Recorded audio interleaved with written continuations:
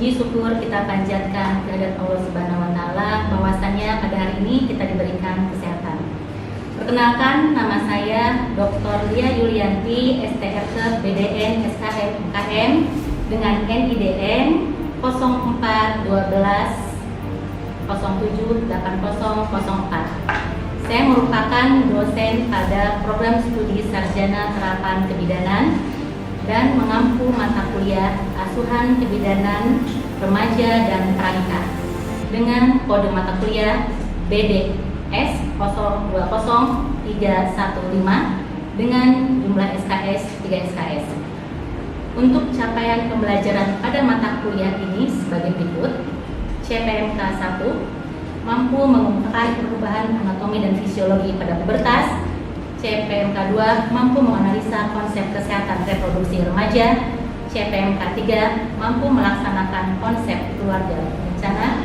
CPMK 4 mampu menganalisa konsep dasar kesehatan reproduksi dan keluarga berencana. CPMK 5 mampu melakukan screening anemia melalui anamnesis, pemeriksaan fisik dan pemeriksaan hemoglobin. CPMK 6 mampu mengkonsepkan dalam melakukan promosi dan edukasi dalam bidang kesehatan reproduksi remaja. CPMK 7 mampu menerapkan evidence base terkait asuhan remaja dan permasalahan di komunitas. CPMK 8 mampu menganalisa konsep kesehatan reproduksi pranikah. CPMK 10 mampu melaksanakan KIE persiapan kehamilan dan pranikah. CPMK 11 mampu menganalisis psikologi dan persiapan kehamilan sehat. CPMK 12 mampu memahami screening pranikah. CPMK 13 mampu memahami pemeriksaan kandungan untuk fertilitas. CPMK 14 mampu mengetahui hasil pemeriksaan. CPMK 16 mampu mengetahui evidence terkait asuhan pranikah. Dan CPMK 16 mampu menganalisis program pemerintah tentang layanan pranikah. Untuk mata kuliah ini dalam satu semester ada 16 kali pertemuan, 14 kali PBM, 1 kali untuk UTS dan 1 kali untuk UAS. Serta bobot penilaiannya 15% untuk UTS, 25% untuk UAS, tugas 20% dan praktik 40%. Pada periode pembelajaran ini saya akan menyampaikan materi untuk pertemuan minggu keempat mengenai melakukan screening anemia melalui anamnesis, pemeriksaan fisik dan pemeriksaan hemoglobin. Untuk metode pembelajaran yaitu kuliah tanya jawab, tutorial, diskusi dan penugasan serta praktikum. Untuk pembelajaran diharapkan mahasiswa mampu untuk melakukan deteksi dini anemia, mengetahui definisi, penyebab, gejala, dan pelaksanaan anemia, identifikasi faktor yang menyebabkan anemia pada remaja dan calon pengantin, dan pemeriksaan kadar hemoglobin menggunakan alat POCT. Video ini merupakan video pernyataan diri dosen dalam rangka untuk Tridharma Perguruan Tinggi PDD UKT-PT. Pada video ini saya sertakan cuplikan identitas mata kuliah, RPS mata kuliah asuhan kebidanan remaja dan pranikah, serta video pembelajaran sebagai bukti pelaksanaan kegiatan pembelajaran. Pada Bapak atau Ibu asesor, selamat menyaksikan video pembelajaran mata kuliah asuhan kebidanan remaja dan pranikah pada pertemuan keempat. Terima kasih. Wassalamualaikum warahmatullahi wabarakatuh. Assalamualaikum warahmatullahi wabarakatuh. Waalaikumsalam warahmatullahi wabarakatuh.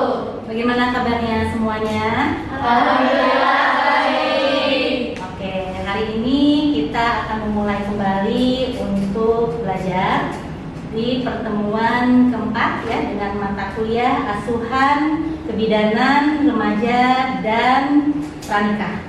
Sebelum kita mulai, kita berdoa dulu. Ya, kita pimpin. Silakan, ada yang mau mimpin? Saya Bu. Nah, silakan.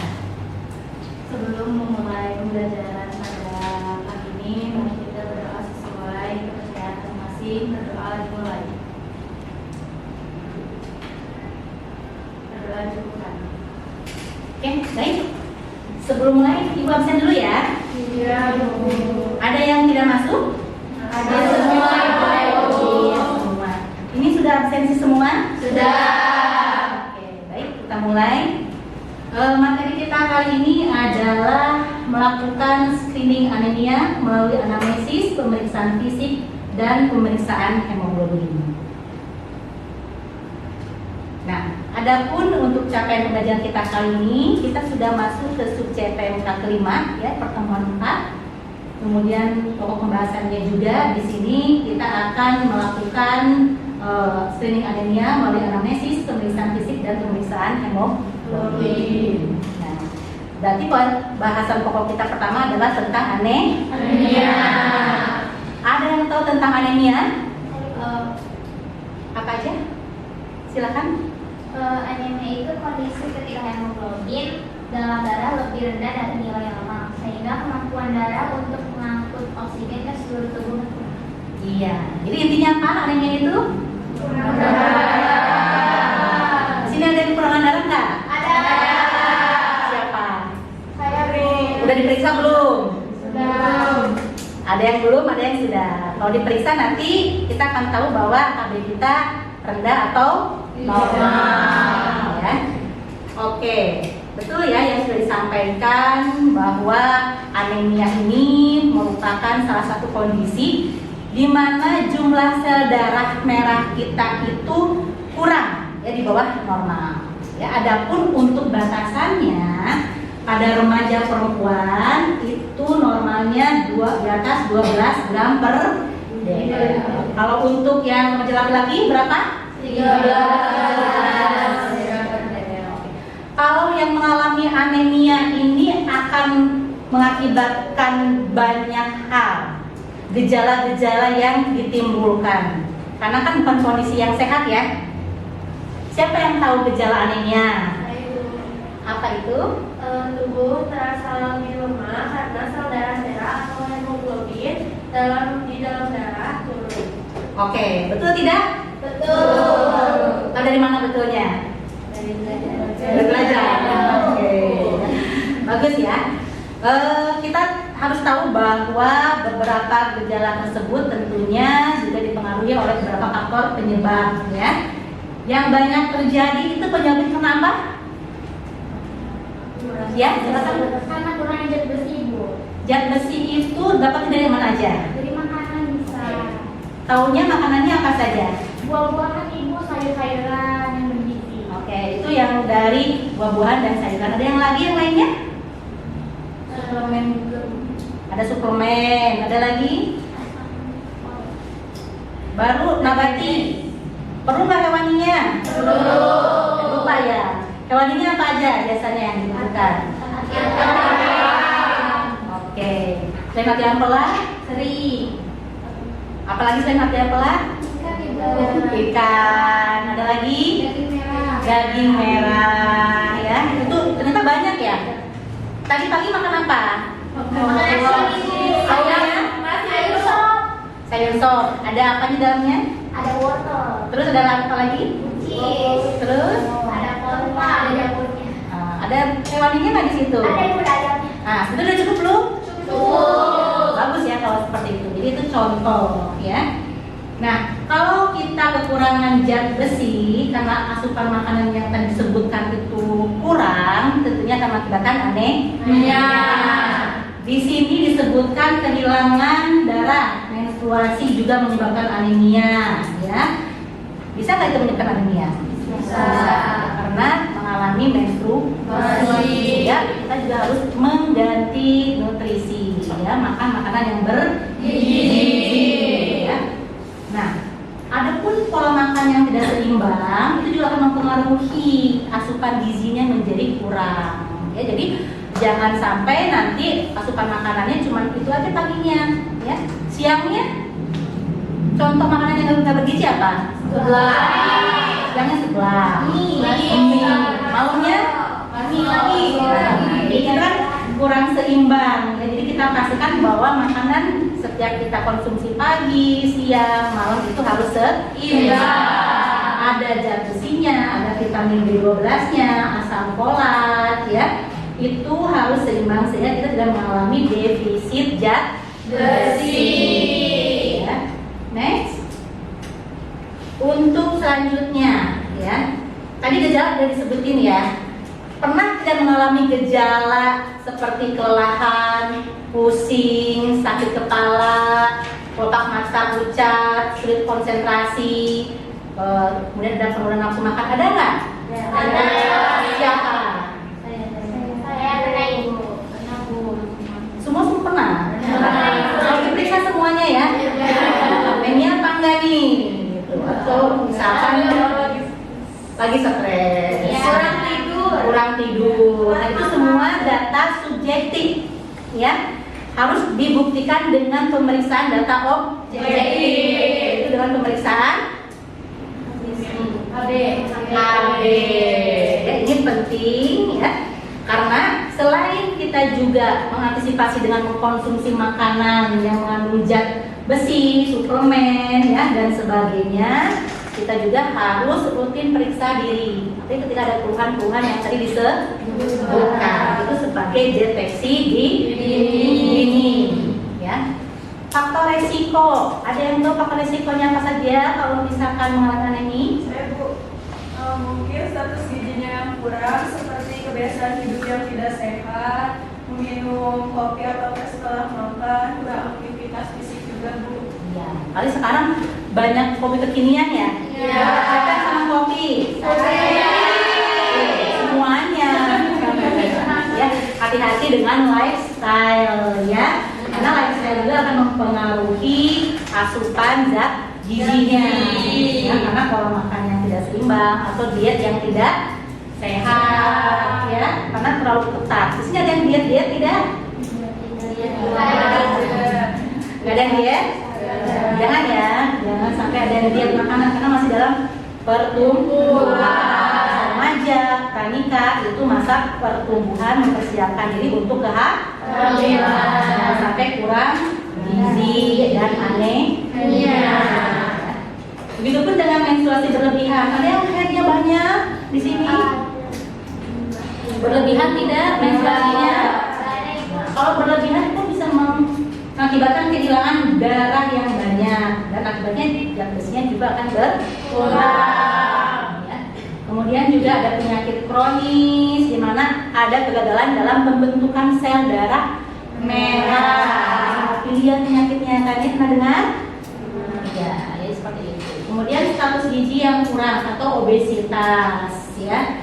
Tadi disebutin, ya, mengkonsumsi teh atau kopi setelah makan. Dan itu enggak banyak aktivitas, ya, mager, habis kuliah capek gitu kan, pusing pengen yang seger, makan seblak gitu kan, minum kopi gitu. Itu sehat nggak? Enggak. Dipraktekkan nggak yang kayak gitu? Enggak. Nah, ya. Diperbaiki pola makan, ya.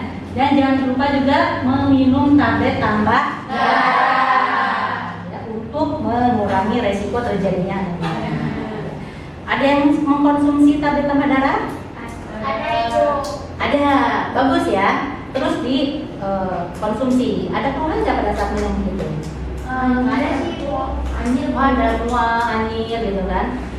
Bisa nanti konsumsinya dibarengin dengan buah-buahan yang segar mengandung zat vitamin C-nya, sehingga nanti penyerapan zat besinya akan semakin banyak, ya seperti itu. Ya. Oke, selanjutnya ada yang menanyakan? Ada Ibu mau tanya? Bukan anemia ke remaja atau calon pengantin kan banyak pengaruhnya ya Bu, apalagi pengaruh yang negatifnya. Tapi kalau buat kehamilan Bu, pengaruhnya apa aja Bu? Yang pertanyaan yang bagus ya. Jadi ini memang salah satu upaya yang dilakukan oleh pemerintah juga ya, karena tingginya kasus stunting yang diakibatkan oleh kurang gizi dan anemia pada ibu hamil ya, sehingga remaja dan pranikah kita lakukan edukasi dan upaya-upaya untuk menjaga supaya tidak terjadi anemia. Nah, tugas kita nanti untuk melakukan promosi, edukasi ya, sehingga nanti pada saat kondisi dia nanti hamil gitu kan ya, anak yang dilahirkannya nanti tidak akan mengalami stunting. Salah satu penyebab stunting itu adalah ketika ibunya anemia. Sudah jelas? Oke, baik. Nah, sebelum praktek ya, setelah ini kita akan praktek pemeriksaan hemoglobin kita untuk mengecek anemia atau tidak gitu kan ya. Karena hemoglobin ini juga penting gitu kan ya, untuk kita ketahui Karena sel darah merah ini dia bertanggung jawab mengangkut oksigen, ya, nutrisi, ya. Oksigen itu dari paru-paru ke seluruh tubuh. Ya, kalau kita Hb-nya rendah, anemia, makanya kenapa lemah, letih, lesu, gitu kan? Karena oksigen yang ditangkap oleh sel darah merah di paru-parunya itu sedikit, ya, sehingga mengakibatkan lemah. Ya, jadi itu ya pentingnya, ya. Nah, kita akan melakukan pemeriksaan hemoglobin. Kita akan mengambil darah melalui jaringan perifer untuk mengetahui kadar Hb-nya. Ya, tujuannya apa? Untuk deteksi dini, ya, apakah mengalami anemia atau tidak. Ya. Nah, kita akan demonstrasikan, praktekkan, tapi ibu juga menyiapkan di sini ada video. Ya, ibu buat video pemeriksaan Hb untuk nanti setelah pembelajaran ini bisa terus dilihat sehingga nanti bisa hafal langkah-langkahnya, ya, dan bisa melakukan dengan sendiri. Ini pun langkah-langkahnya sesuai dengan daftar tilik yang ada, ya. Oke, baik. Ada yang mau periksa Hb? Volunteer? Mau Ibu? Boleh. Silakan, namanya? Filisma. Oke, silakan. Kita lakukan pemeriksaan Hb di sini. Alat-alat yang diperlukan tentunya di sini ada untuk alat Hb setnya, ya. Alat Hb setnya di sini ya ada alat pengukur, ada stick Hb-nya, ada unjuk lancet dan alkohol swab-nya, ya. Kemudian tentunya untuk menjaga pencegahan supaya tidak terjadi infeksi, kita siapkan juga handscoon. Ya, untuk mengambil handscoon biar steril, kita ada korenta, ya. Ibu mulai, ya. Pertama kita letakkan dulu alas, ya. Kemudian kita siapkan juga alat-alat yang non sterilnya dulu. Karena kalau sudah menggunakan handscoon, nanti kita tidak boleh untuk menyentuh bagian-bagian yang lainnya, ya. Siapkan seperti ini, ya. Kita masukkan jarumnya. Terlihat? Ini dibuka. Masukkan ke dalam bengkok, ya, yang sampah yang tidak digunakan. Kita atur di sini. Ada aturan 1, 2, 3, 4, 5. Kita pakai yang 3. Ya, ini yang untuk pemeriksaan Hb. Kemudian kita juga menyiapkan untuk alat Hb-nya.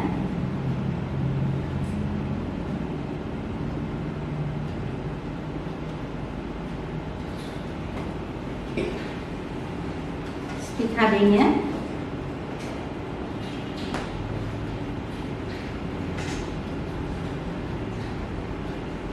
Masukkan di sini, ya, seperti ini. Setelah siap, kita menggunakan handscoon, ya. Jangan lupa alkohol swab-nya disiapkan juga.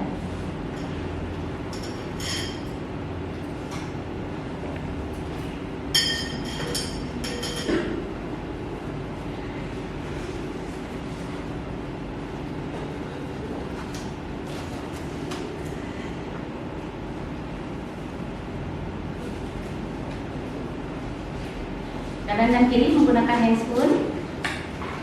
Kita tanya, mau pakai tangan yang mana? Oke, baik, silakan.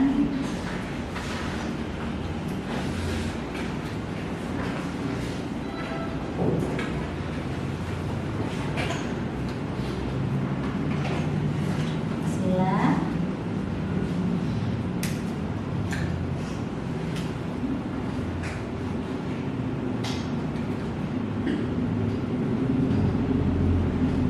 Kita masukkan ke sini darahnya.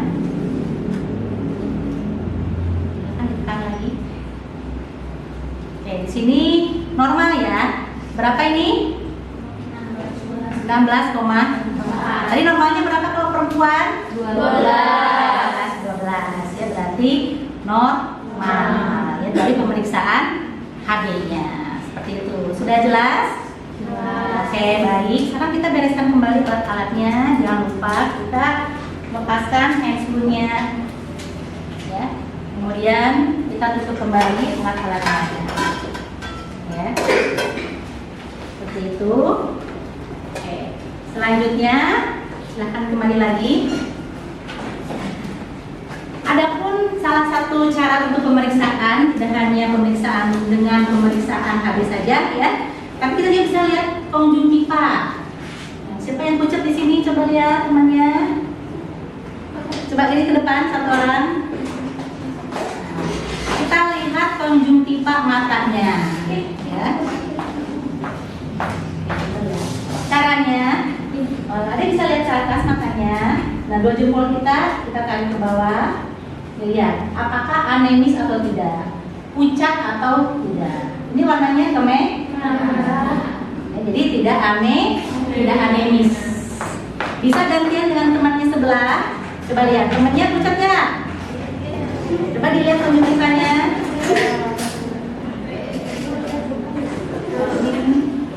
Yang pucat, coba gantian. Coba diperiksa. Pucat tidak? Tidak. Ada yang pucat tidak? Tidak ada yang pucat. Ya, jadi semuanya sehat. Ya, karena makanannya Oke, bagus ya. Semuanya. Oke, itu tadi materi tentang anemia. Ya, bagaimana kita mengetahui definisinya, ya, kemudian gejala, penyebab, ya, faktor resiko. Kemudian pemeriksaannya seperti apa, ya, kita sudah juga mengetahui. Tinggal nanti kita praktikum. Namun di sini juga ada tugas, ya, case-based method. Di sini Ibu adakan tugas untuk perorangan, ya. Ada tugas kasus di sini, ya, di mana kasusnya adalah seorang remaja putri usia 14 tahun sering merasa lelah, lemas, dan pusing, terutama saat aktivitas fisik. Dia juga sering mengeluhkan sesak napas dan jantung berdebar. Gejala mulai dirasakan sekitar 3 bulan yang lalu dan semakin buruk. Kemudian mengeluhkan kulitnya juga terlihat pucat, sering mengalami sakit kepala, serta siklus menstruasinya tidak teratur dan menstruasinya berat berkepanjangan. Nanti tugasnya menjawab pemeriksaan penunjang atau radiologi itu apa, ya, dan apa diagnosa pada kasus tersebut. Nanti dikumpulkan di pertemuan berikutnya. Selanjutnya ada post test, ya. Silakan nanti diisi, ya, untuk post testnya. Oke. Sebelum kita tutup, ada yang menanyakan? Sudah jelas? Oke, baik, nanti kita ketemu lagi untuk praktek, untuk membahas soal, ya, dan tentunya juga kita akan juga melakukan pertemuan-pertemuan di pertemuan berikutnya. Terima kasih atas perhatiannya. Ibu akhiri. Wassalamualaikum warahmatullahi wabarakatuh. Waalaikumsalam warahmatullahi wabarakatuh. Terima kasih, Bu. Baik, terima kasih juga. Baru saja Bapak Ibu menyaksikan perkuliahan pada mata kuliah Asuhan Kebidanan Remaja dan Pernikahan. Saya berharap cuplikan video pembelajaran tersebut dapat menjadi gambaran yang nyata mengenai pendekatan yang saya terapkan selama di kelas. Terima kasih atas perhatiannya. Wassalamualaikum warahmatullahi wabarakatuh.